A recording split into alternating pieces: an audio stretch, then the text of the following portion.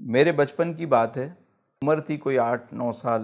मैं मस्जिद से नमाज पढ़ के निकला तो एक बड़ी बी खड़ी थी। मुझे कहने लगी, बेटा इधर आओ। उनकी गोद में बच्चा था, रो रहा था। कहने लगी, इसको दुरूद पढ़ के दम करो। मैंने दुरूद शरीफ पढ़ा, दम किया। मैंने पूछा, इससे क्या होगा? कहने लगी कि बच्चा ठीक हो जाएगा। अभी ये सारे नेक लोग मस्जिद के अंदर हैं, जब ये सारे बाहर आएंगे तो इस बच्चे पे दुरूद पढ़ के दम करेंगे, ये बच्चा ठीक हो जाएगा। और वाकई बच्चे ठीक हो जाते। आज जो लाइनें चाइल्ड स्पेशलिस्ट के बाहर लगी होती हैं, बच्चों को लेकर लोग बैठे होते हैं, पहले ये लाइनें हमारे बचपन में मस्जिद के बाहर हुआ करती। मगरिब की नमाज के बाद लाइन लगी होती, जिनके बच्चे बीमार होते, लोग निकलते, दम करते, बच्चे ठीक हो जाते। क्यों?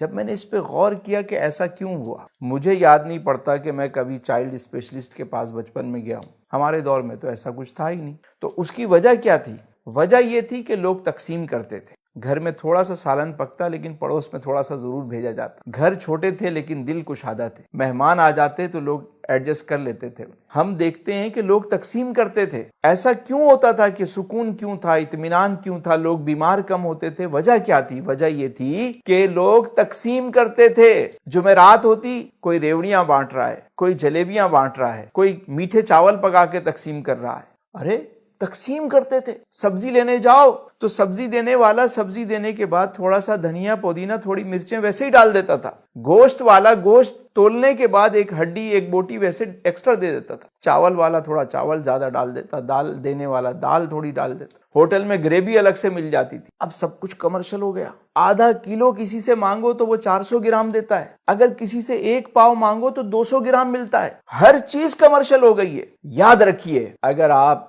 खाना तकसीम करेंगे, आपका खाना कभी कम नहीं। आप किसी के लिए पानी का बंदोबस्त करेंगे, जहां पानी नहीं है पानी का इंतजाम करें, आपके घर का पानी कभी कम नहीं हो। अगर आप लोगों के लिए कपड़े का बंदोबस्त करते हैं, सर्दी में लिहाफ का बंदोबस्त करते हैं, आपके घर की इज्जत, चादर हमेशा महफूज रहेगी। आपके तन के कपड़े कभी कम नहीं हो। आप इल्म बांटें, आपका इल्म बढ़ेगा। जो चीज तकसीम करेंगे वो बढ़ती रहेगी। याद रखिए, जिस कुएं से लोग पानी निकालते रहते हैं उसमें ताजा पानी आता रहता है। जहां लोग पानी निकालना छोड़ देते हैं, जोहड़ बन जाता है, काई जम जाती, उस पानी में बदबू पैदा हो जाती। जो माल तिजोरियां भर भर के रखते हैं और अल्लाह की राह में तकसीम नहीं करते, वो माल यूं ही रह जाता है। अचानक जब वो माल निकालने की बात आती है तो माल के साथ साथ साहिब माल भी निकल जाता है उस सदमे से। देते रहें, आता रहेगा, आता रहेगा।